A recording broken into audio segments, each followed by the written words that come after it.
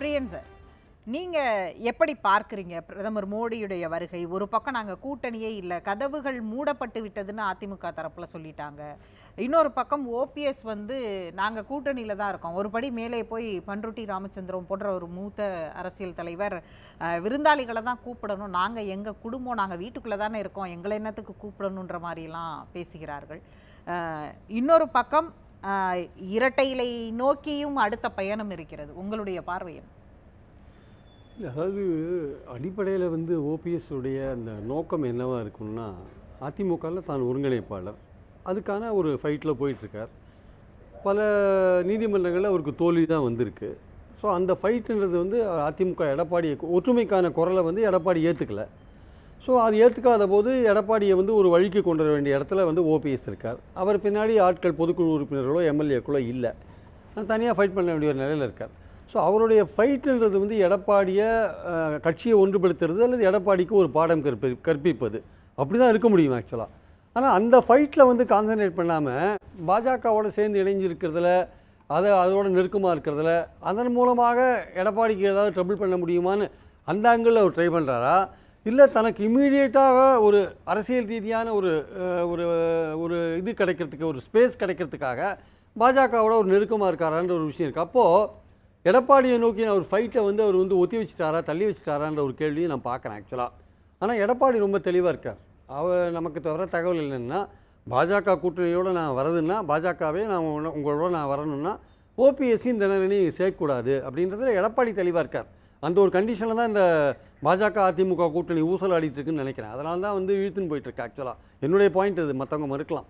So அதனால் வந்து எடப்பாடி தெளிவாக இருக்கிற அளவுக்கு, எடப்பாடி வந்து கட்சியை வந்து தன் பின்னாடி கொண்டு வந்து நிற்க வைக்கிற, அவர் எடுக்கிற முயற்சி அளவுக்கு ஓபிஎஸ் தரப்பில் வந்து ஏதோ பாஜகவை நம்பி தன்னுடைய அந்த போராட்டத்தை கட்டமைக்கிற விஷயம் இருக்குல்ல, அது வந்து அவருக்கு பெரிய பலனை கொண்டு தராது. வீட்டுக்குள்ளேயே நாங்கள் இருக்கோம் அப்படின்னு பண்ருட்டி ராமச்சந்திரன் ரொம்ப மூத்த தலைவர், அவர் இது மாதிரி சொல்கிறதே ரொம்ப வருத்தமாக இருக்குது எனக்கு. ஏன்னா நீங்கள் வீட்டுக்குள்ளேயே இருந்தால் பேசாமல் பாஜகலேயே சேர்ந்துருங்களேன். அவங்க வீட்டுக்குள்ளேயே தானே இருக்கீங்க, நீங்கள் எதுக்கு நீங்கள் தனியாக தனி கட்சியை இதுக்கு நடத்திட்டு இருக்கீங்க? நீங்கள் இது மாதிரி சொல்வது என்பது நிச்சயமாக கேட்குற, அவர் பின்னாடி ஓபிஎஸ் பின்னாடியோ டிடிவி பின்னாடியோ இருக்கிற ஒரு அதிமுக தொண்டர்கள் இருக்காங்களா, இன்னும் கொஞ்சம் பேர் இருக்காங்க வச்சுக்கோங்க, அவங்க வந்து அதுக்கு பேசாமல் பாஜகலேயே சேர்ந்துடலாமே, வீட்டுக்குள்ளே இருக்கீங்கன்னா எதுக்கு நீங்கள் ஒரு எடப்பாடியோட ஒரு இந்த ஃபைட்டை கட்டமைச்சிருக்கீங்க. ஸோ அந்த பார்வையே சரியில்லை, அவரோட ஃபைட்டே சரியில்லை, ஓபிஎஸ்ஸோடைய அந்த நிலைப்பாடே சரியில்லை. ஒரு எடப்பாடி ஏன் பாஜகலேருந்து விலகி நிற்கிறார்ன்றதுல ஒரு சில குழப்பங்கள்லாம் இருக்குது, அது வேறு விஷயம்.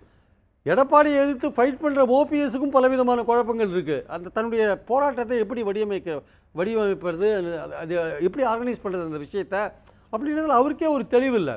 நாங்கள் வீட்டுக்குள்ளேயே இருக்கோம் அப்படின்னா, அவங்க என்ன சொல்கிறார், கொஞ்ச நாளைக்கு முன்னாடி அண்ணாமலை என்ன சொன்னார்னா, ஓபிஎஸை பற்றி கேட்டபோது, ஓபிஎஸ் உங்கள் கூட்டணியில் தான் இருக்கார் அப்படின்னு சொன்னபோது, அது அவருடைய தனிப்பட்ட கருத்துன்ட்டார் அண்ணாமலை. சமீபத்தில் கொஞ்ச நாளைக்கு அவர் தனிப்பட்ட கருத்து. இன்னும் வந்து உண்மையிலேயே வந்து 2017 பாஜக ஆதரவாளரான ஓபிஎஸ் அறியப்படுகிறார். அப்படி இருக்கிறப்போ பிரதமர் வரும்போதும் போகும்போது முன்னாடி நின்று வரவேற்கிறது எல்லாமே பண்ணுறாரு அவர். இந்த வாட்டி அவரை வந்து அவங்க கண்டுக்கவே இல்லை. கண்டுக்காததுக்கு காரணம் நான் சொன்ன விஷயம்தான், எடப்பாடி ஒரு கண்டிஷன் போட்டிருக்காருல, அதனால் கொஞ்சம் அவரை வந்து விலக்கி வச்சு பார்த்துருக்காங்க. இந்த விஷயங்கள்லாம் முடிகிற வரையும் ஓபிஎஸ் தூரக்கே நிற்கட்டுன்ற மாதிரி வச்சுருக்காங்க. நம்மளை வந்து இப்படி நிற்க வச்சுருக்காங்களே அப்படின்றது அவர் உணர்றாரா இல்லையான்னு ஓபிஎஸ்க்கு தெரியல.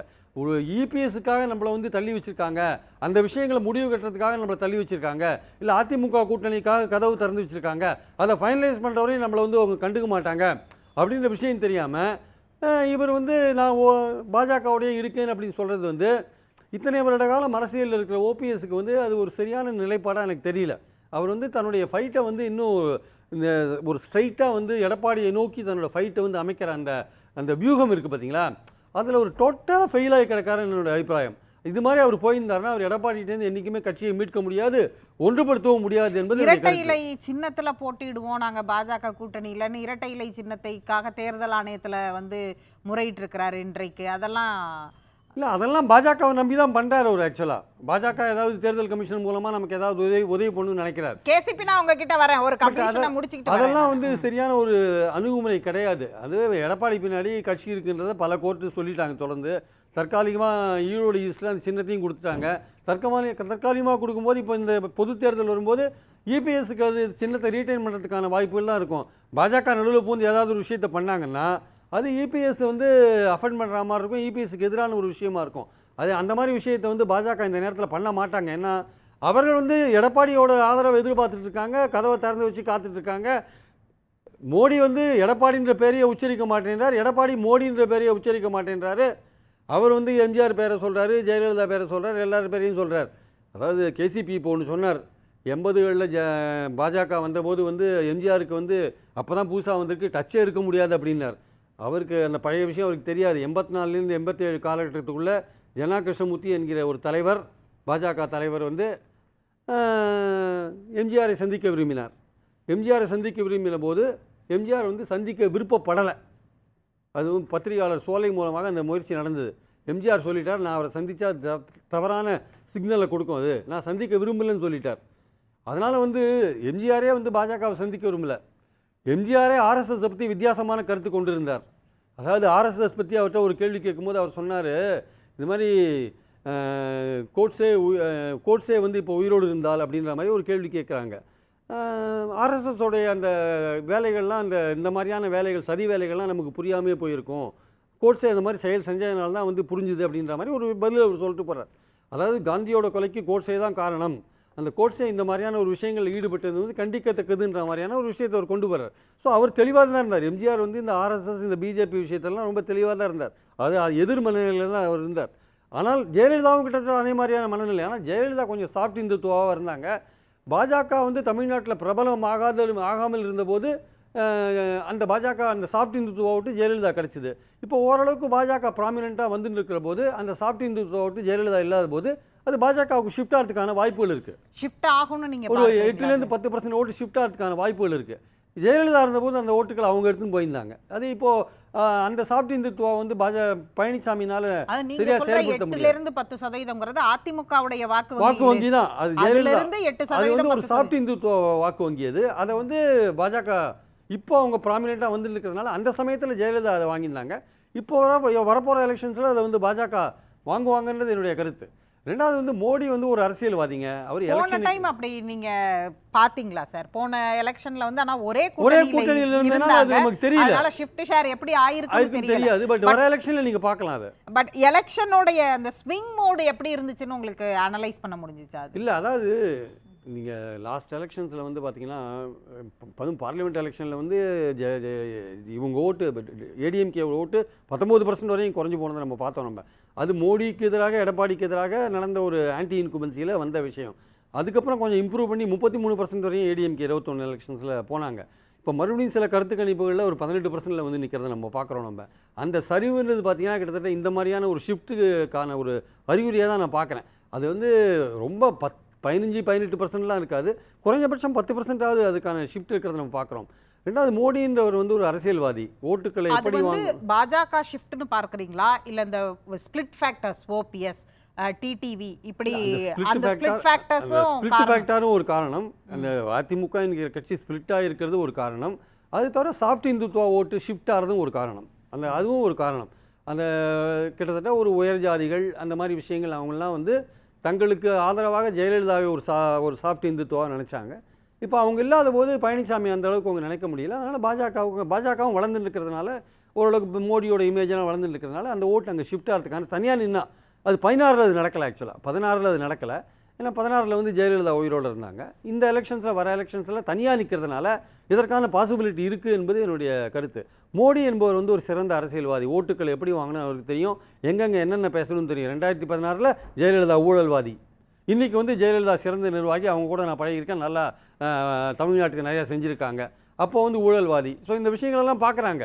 அதாவது ஜெயலலிதா ஊழல்வாதி என்கிற விஷயத்தை வந்து மோடி சொன்னார் என்கிற விஷயத்த அதிமுக தொண்டர்கள் எவ்வளோ பேர் இன்றைக்கி ஞாபகம் வச்சுருப்பாங்கன்னு தெரியாது.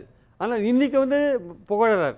அப்போ நீங்கள் கேட்குற ஒரு கேள்வி, அதிமுக வந்து இலக்கு வந்து அதிமுக கூட்டணியாக அதிமுக வாக்குகள் அப்படின்னா, பாஜகவின் இலக்கு முதல்ல அதிமுக கூட்டணி. அப்படி நடக்கலை வச்சுக்கோங்க, இது போன்று பேசுவதன் மூலமாக அதிமுகவின் வாக்குகள். ஆனால் அந்த முயற்சி வந்து ரொம்ப தூரம் எடுபடுறதுக்கான வாய்ப்புகள், கூட்டணிக்கான முயற்சிகள் இருக்கிறதா பார்க்குறீங்களா? அவங்க தான் டோர் க்ளோஸ்டுன்னு சொல்லிட்டாங்களே, 2026க்கும் க்ளோஸ்டுன்னு சொல்லிட்டாங்கல்ல. அரசியலில் என்ன வேணால் நடக்குங்க. நான் தான் சொல்கிறேன்ல, எடப்பாடி மோடியை பற்றி ஏதாவது பேசுகிறாரா, மோடி எடப்பாடியை பற்றி ஏதாவது பேசுகிறாரா, மத்திய பாஜகவை பற்றி மத்திய பாஜகவை பற்றி அதிமுக ஏங்க தேசிய கட்சிகள் வந்து தமிழ்நாட்டுக்கு எதுவுமே பண்ணுறதில்லை அப்படின்னு எடப்பாடி சொல்கிறார், இப்போ சமீப காலத்தில் சொல்லிட்டு வர்றார். அதனால தான் நாங்கள் தமிழ்நாட்டின் நலனை காப்பதற்காக நாங்கள் தனியாக நிற்கிறோம் அப்படின்னு தானே சொல்கிறீங்க. நீங்களே கொஞ்ச நாள் முன்னாடி என்ன சொன்னீங்க, பாஜகவிடமிருந்து நாங்கள் 11 மருத்துவக் கல்லூரிகள் வாங்கினோம், இணக்கமாக இருந்தோம், தமிழ்நாட்டுக்கு பலவிதமான விஷயங்கள் செஞ்சோம்னு நீங்கள் சொன்னீங்கல்ல. அப்போ அது பொய்யா இது பொய்யா? அப்போ சொன்னது அப்போ நான் தேசிய கட்சி தானே பாஜக, அதுக்கிட்டேருந்து நீங்கள் இணக்கமாக இருந்தானே 11 மெடிக்கல் காலேஜெலாம் கொண்டாந்தீங்க, பலவிதமான உதவிகள்லாம் வாங்கினேன்னு சொன்னீங்க. இப்போ வந்து திடீர்னு தேசிய கட்சிகள் தமிழ்நாட்டுக்கு ஒன்றுமே பண்ணாதுன்னு சொல்கிறீங்களே, என்ன காரணம்? அதனால் பாயிண்ட் என்னென்னா வந்து நீங்கள் வந்து நீங்களே ஒரு குழப்பத்தில் இருக்கீங்க. ரெண்டாவது தமிழ்நாட்டின் நலன் அது இதெல்லாம் நீங்கள் பேசுகிறீங்கல்ல. தமிழ்நாட்டுக்கு 2 மாதத்துக்கு முன்னாடி அடித்த புயல் வெள்ளத்தில் வந்து அதே தூத்துக்குடி அதே திருநெல்வேலியில் 58 பேர் இறந்து போனாங்க. இன்றைக்கி மத்திய பிரதேசில் 14 பேர் பஸ்ஸில் விபத்தில் இறந்து போயிருக்காங்க. அதுக்கு நிதி உதவி பண்ணுறாரு பிரதமர்.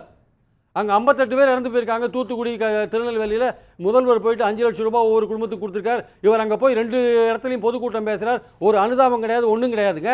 ஒரு இறக்கமே இல்லாத இருந்திருக்கார். 58 பேர் இறந்து போயிருக்காங்க. அது மட்டும் இல்லை, ஒரு பைசா கொடுக்கல. அதே வெள்ளம் பாதித்த இடத்துல பேசுகிறீங்க நீங்கள். இது தமிழ்நாட்டு மக்கள் பார்த்துட்டு இருப்பாங்களா? அதை 35,000 கோடி கேட்டீங்க, 3,000 கோடி இல்லை 300 கோடி. ஏதோ இந்த பாண்டவர்கள் கேட்ட மாதிரி ஒரு அட்லீஸ்ட் ஒரு ஸ்கொயர் ஃபீட்டாவது கொடுங்கன்ற மாதிரி கேட்குற மாதிரி, ₹1 கொடுங்கன்னு கேட்குற லெவலில் தமிழ்நாடு இருக்கும்போது நீங்கள் 2 மாதம் வந்து குழு வந்துட்டு போய் 2 மாதம் ஆகுது, ஒரு பைசா கொடுக்காது நீங்கள் இருந்தீங்கன்னா அங்கே இருக்கிற தூத்துக்குடி மக்கள் திருநெல்வேலி மக்கள் என்ன பண்ணுவாங்க? இதை பார்த்துட்டு இருக்கிற எடப்பாடி, பாஜக விட்டு பிரிந்து வந்து விட்டேன் நாங்கள் தனியாகவே வரோன்னு சொல்கிற எடப்பாடி ஏன் குரல் கொடுக்க மாட்டேன்றார்? ஏன் குரல் கொடுக்கல? ஏங்க தமிழ்நாட்டுக்கு ஏன் கொடுக்கல? ஒரு பைசா கொடுங்க. அப்ப நீங்க உண்மையிலே கொடுத்தீங்கன்னா மத்திய பாஜக கொடுத்தீங்கன்னா கேட்கலாம். முன்னாள் அமைச்சர் ஆர்பி உதயகுமார் சொல்றாரு, மத்திய அரசையும் எதிர்க்கக்கூடிய இடத்துல, மாநில அரசையும் எதிர்க்கக்கூடிய இடத்துல அதிமுக தான் தேர்தலில் களம் காண்கிறது அப்படிங்கிறாரு. நீங்க எடுக்கிறது எதிர்க்கலையே. நான் சொல்றேன், இந்த விஷயத்தை எதிர்க்கலையே. நீங்க ஒரு பைசா கொடுக்காத தூத்துக்குடிக்கும் திருநெல்வேலிக்கும் வரீங்களே பிரதமர் அவர்களே, நீங்க தமிழ்நாட்டுக்கு ஏன் ரிலீஸ் பண்ணல? நீங்க திமுகவுக்கு பணம் ஒன்றும் கேட்கல, திமுக அரசாங்கத்துக்கு கேட்கலங்க, தமிழ்நாட்டு மக்களுக்காக கேட்குறீங்க. அந்த விஷயத்தை நீங்கள் ஏன் கேட்காதிருக்கீங்க? மெட்ரோ ரயில் திட்டம் 2 ஃபேஸ் 2க்கு ஏன் 1 பைசா கொடுக்கல? 12,000 கோடி தமிழ்நாடு கவர்மெண்ட் செலவழிச்சிருக்க. இதெல்லாம் ஏன் நீங்கள் தமிழ்நாட்டு நலன் தானே, இதெல்லாம் நீங்கள் பிரதமர் வரும்போது கேட்கலாமே. நீங்கள் உண்மையிலேயே நீங்கள் பாஜக விட்டு விலகி வந்துட்டீங்கன்னா நீங்கள் கேட்கலாமே. அதே மாதிரி பாஜக தரப்புலேருந்து அதிமுகவை பார்க்குற பார்வை இருக்குல்ல, உண்மையிலேயே அவங்க விலகி போயிட்டாங்க அப்படின்னா இத்தனை நாள் இடி ஐடி இன்கம் டேக்ஸ் எல்லாமே போயிருக்குமே. எல்லாம் பேசாமல் தானே இருக்காங்க, ஒன்றும் நடக்கலையே. அங்கே வந்து எல்லா எதிர்கட்சி தலைவர் வீட்லையும் எல்லாம் நடக்குது. 5 வருஷத்துக்கு முன்னாடி இருக்கிற கேஸை தட்டி இருக்கிறாங்க. பாஜகவுடைய பார்வையை தான் இன்னைக்கு இடியோட பார்வையில் படாத எதிர்கட்சிகள் யாராவது உண்டா? எல்லாமே பண்ணி தானே இருக்காங்க. 5 வருஷத்துக்கு முன்னாடி ஒரு கேஸ், அதை தூசி தட்டி எடுத்து அகிலேஷும் ராகுலும் ஒன்றா யாத்திரை போயிட்டாங்கன்ட்டு ஒரு கேஸை கொடுக்குறாங்க. இன்னைக்கு சிபிஐ வர சொல்கிறாங்க. பாயிண்ட் என்னென்னா வந்து இவங்க 2 பேருக்குள்ள ஏதோ ஒரு ஃப்ரெண்ட்லி கண்டெஸ்ட் ஒன்று போயிட்டுருக்குங்க. அதாவது நட்பு போட்டி மாதிரி ஏதோ போயிட்டுருக்கு. இவர் ஒரு கண்டிஷன் வச்சிருக்காரு. நான் சொன்ன கண்டிஷன் தான் உண்மையாக இருக்கும். டிடிவியும் ஓபிஎஸ்ஸையும் சேர்க்காதீங்க அப்படின்னு சொல்லியிருக்கலாம். அந்த பாயிண்டில் வந்து பாஜக முடிவெடுக்காத இருக்காங்கன்றது தான் பாயிண்ட்டு. அதனால் வந்து அவர்களும் எடப்பாடியை ஒன்றும் சொல்கிறது இல்லை, எடப்பாடியும் மத்திய பாஜக ஒன்றும் சொல்கிறது இல்லை. அதனால் இவங்க 2 பேருக்குள்ள ஒரு அண்டர்ஸ்டாண்டிங் இருக்கிறதுக்கான வாய்ப்புகள் இருக்குது. அதோட ஒரு பகுதியாக தான் வந்து ஜெயலலிதா எம்ஜிஆரை பற்றியெல்லாம் வந்து பழைய விஷயத்தெல்லாம் மறந்துட்டு பேசிட்டு இருக்காரு. முன்னாள் அமைச்சர் உதயகுமார் இன்னைக்கு பதில் சொல்லியிருக்கிறாரு, எங்கள் மூத்த தலைவர்களை எங்களுடைய முன்னோடிகளை வந்து புகழ்றதுனாலே அதை கூட்டணின்னு அர்த்தமானு கேட்குறாரு. இன்னொன்று கேசிபி கரெக்டாக சொன்னார். அதாவது பாஜகவுக்கு வந்து தமிழ்நாட்டில் தலைவர்களே கிடையாது போடுறதுக்கு. அவங்க காமராஜரை பற்றி சொல்ல முடியுமா? சொல்ல முடியாது. வேறு எந்த தலைவர்? ராஜாஜியை பற்றி சொல்ல முடியுமா? சொல்ல முடியாது. அண்ணாவை பற்றி சொல்ல முடியுமா? சொல்ல முடியாது. வேறு யாரும் சொல்ல முடியும்? பாஜகவோட ஒரு பழக்கம் என்னன்னா, மற்ற கட்சி தலைவர்களெல்லாம் அவங்க சுவீகரித்துருவாங்க, அவங்க அப்படியே அவங்க அரவணைச்சிருவாங்க. அதுதான் அவங்களுடைய பார்வை. அவங்க தீனதயாள் உபாத்யாயை பற்றி தமிழ்நாட்டில் சொன்னால் யாருக்குங்க தெரியும்? ஷியாமா பிரசாத் முகர்ஜியை தமிழ்நாட்டில் சொன்னால் யாருக்கு தெரியும்? வாஜ்பாய் பேரை சொன்னாலாவது ஓரளவுக்கு தெரியும். அதை கூட சொல்லலை அவர். எம்ஜிஆர் இங்கே தமிழ்நாட்டு மக்களோட ஓட்டை வாங்கணும்னா எம்ஜிஆர் பேரை சொல்லணும், ஜெயலலிதா பேரை சொல்லணும்னு தெரிஞ்சு வச்சிருக்காரு. அதனால் சொல்கிறேன், அது கூட கரெக்டாக சொல்லலைன்னு தான் என்னுடைய பாயிண்ட்டு. ஆனால் அவருடைய நோக்கம் வந்து, சொல்வதோட நோக்கம் வந்து அதிமுகவுக்கான கதவை நாங்கள் திறந்து வச்சுருக்கோம் வரலான்றது தான் பாயிண்ட்டு. இன்றைக்கி 7 பேர் கொண்ட கமிட்டியை பாஜகவில் போட்டிருக்காங்க. அந்த கமிட்டியோட காம்போசிஷனை பார்த்தா அது அதிமுகவோட ரொம்ப க்ளோஸாக இருக்கிற மாதிரியான ஒரு விஷயமாக தான் நமக்கு தெரியுது ஆக்சுவலாக. ஸோ நிச்சயமாக இன்னும் 1 வாரத்துக்குள்ளே ஏதாவது ஒரு விஷயம் நடக்கும் என்பது என்னுடைய கருத்து.